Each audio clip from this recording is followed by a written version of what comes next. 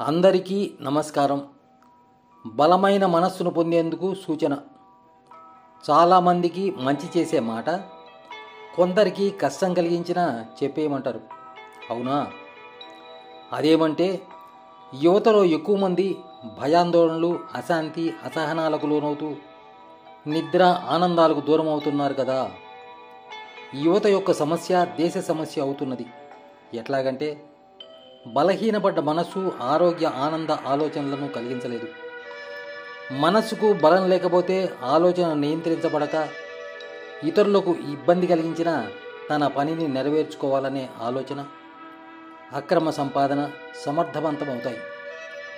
కొద్దిమంది బలహీనుల వల్ల ఎక్కువ మంది ప్రజలు అశాంతికి గురవుతున్నారు.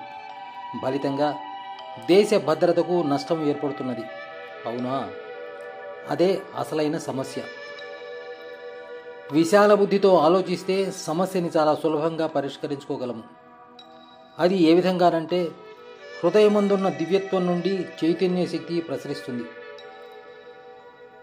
మనస్సు అమాయకంగా ఉన్నప్పుడు చైతన్య శక్తిని గ్రహిస్తూ ఉన్నతమైన ఆలోచన, అవగాహన, అభిరుచులను ఇంద్రియాల ద్వారా వ్యక్తపరుస్తూ స్వచ్ఛమైన పనిభావం, సత్ప్రవర్తనల ద్వారా జీవిని ఆనందింపజేస్తుంది.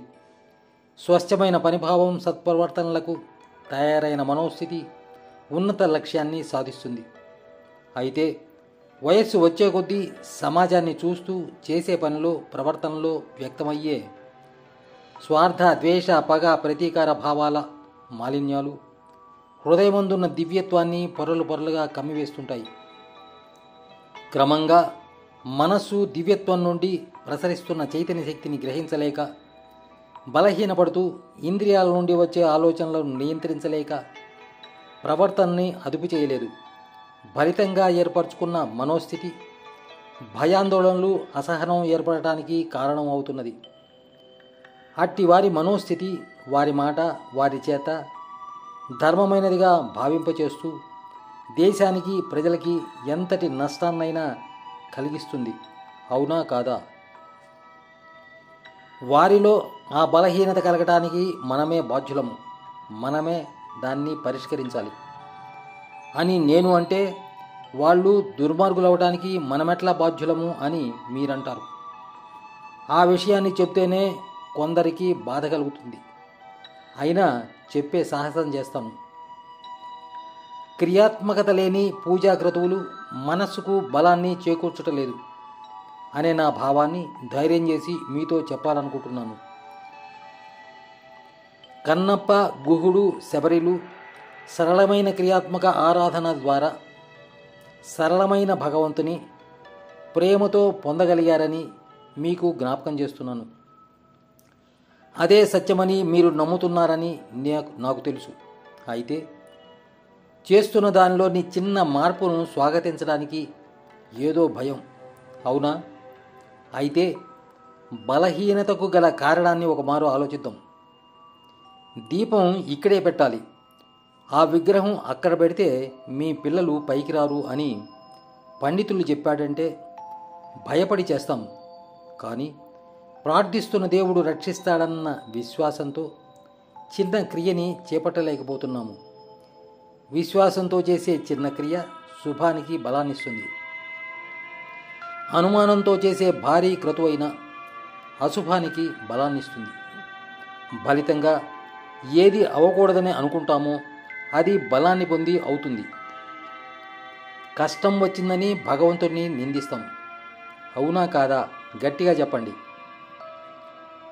మహాత్ములు ప్రాణప్రతిష్ఠ చేసిన విగ్రహాలకి భక్తుల ఆర్తిని తీర్చగల శక్తి కలిగి ఉంటాయి. అందులో ఎటువంటి సందేహము లేదు. అయితే ఆ శక్తిని గ్రహించగల అర్హతని సనాతన మత ప్రవక్తలు, పండితులు దైవ దర్శనానికి వచ్చిన వారి స్థితికి ఆలయం బయటనే కలిగించి ఆలయంలోకి ప్రవేశింపచేసేవారు. చిదంబరం, తంజావూరు మొదలైన ప్రసిద్ధ ఆలయాల నిర్మాణం ఆ విధంగా ఉంది. బయట ఉన్న మొదటి ప్రాకార ప్రదక్షిణ పూర్తయ్యేసరికి స్వార్థ, ద్వేష, పగ, ప్రతీకారాలతో ఉన్న స్థితి శుభ్రపడి స్థూల శరీర బాధల నుండి ఊరట పొంది సూక్ష్మ శరీర ప్రవేశ అర్హతను పొందుతుంది. దైవికంగా హృదయ మండలం దాటి మనోమండల ప్రవేశ అర్హతను పొందుతుంది. రెండవ ఆవరణ ప్రదక్షిణ పూర్తి అయ్యేసరికి స్థితికున్న భయాందోళనలు, అసహనం, అసంతృప్తి, అశాంతుల నుండి స్వేచ్ఛను పొంది కారణ శరీర ప్రవేశ అర్హతను పొందుతుంది. దైవికంగా మనోమండలం దాటి తేజోమండలానికి చేరుకుంటుంది. దాని ఫలితంగా గర్భగుడిలో ఉన్న శక్తివంతమైన దేవీ దేవత నుండి విశ్వసించిన వారు శక్తిని గ్రహిస్తూ వారి బాధలకు కొంత ఊరట, వారి సంకల్పాలకు కొంత బలము పొందేవారు. దానినే క్రియాత్మక ఆత్మ ప్రదక్షిణ అంటారు.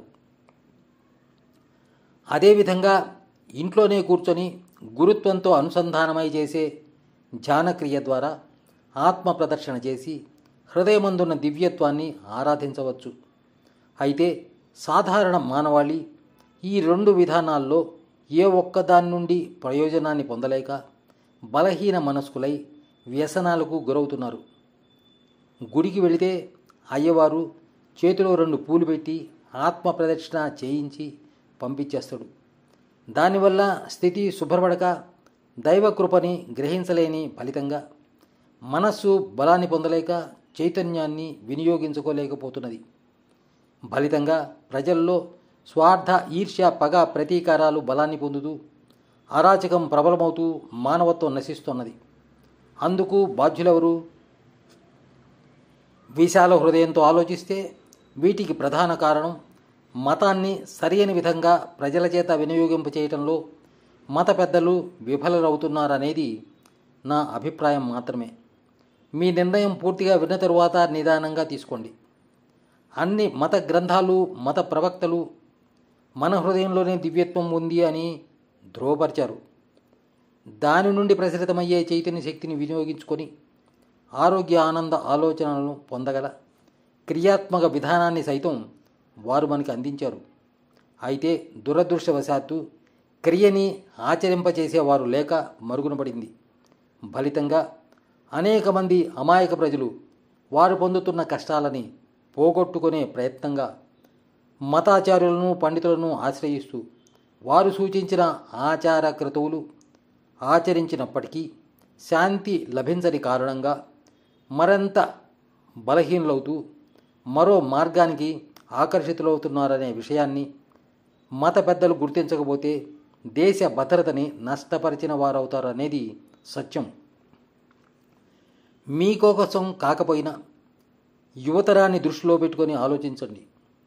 గుడిలోనూ హృదయమందున్న దివ్యత్వాన్ని సంయోగపరిచి గుడిలో ధ్యాన పద్ధతిగా ఆత్మ ప్రదర్శన చేయించగల సులభమైన పద్ధతిగా మతాన్ని ఆధునీకరించి ఇప్పటి ఈ వేగవంతమైన జీవన విధానాన్ని ఎదుర్కొంటున్న యువతకు అందించాల్సిన బాధ్యత మత ప్రవక్తలు, ఆచార్యులు, పండితులు, దేశ పాలకులు చేపట్టాల్సిన అత్యవసర సమయం ఆసన్నమైంది.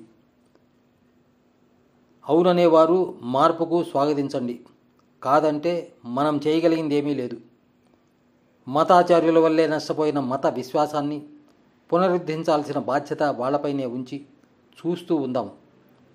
వాళ్లలో పరివర్తన కలిగి నా మతమే గొప్పది, నా దేవుడే గొప్ప అనే ఊబి నుండి వారు బయట పడగలిగేదాకా చకోర పక్షిలా నిరీక్షిస్తూ చూస్తున్నాం. మరొకటి చేయగలం. అదేమంటే వారిలోని స్వార్థభావం కొంత తగ్గాలని, వారికి ఆత్మస్థైర్యమును, ఆనతిని వారు విశ్వసిస్తున్న వారి మత దైవమే కలిగించాలని, మత గౌరవాన్ని కాపాడుకోవాలన్న ఆర్తిగల మనమంతా ప్రార్థించగలము. ప్రార్థిద్దాము.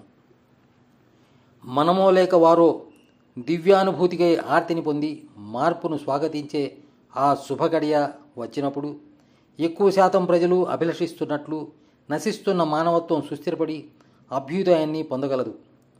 క్రియాత్మక పద్ధతిగా ఒకే లక్ష్యానికి అశేష మానవాళి ప్రార్థిస్తున్న ఫలితంగా అందరి హృదయాలయందు ఉన్న ఒకే ఒక రూపరహిత, మతరహిత, భాషరహిత దివ్యత్వానికి మానవాళి అనుసంధానమై ఆరోగ్య, ఆనంద ఆలోచనలను పొందగలరు. ఓం శాంతి శాంతి శాంతి.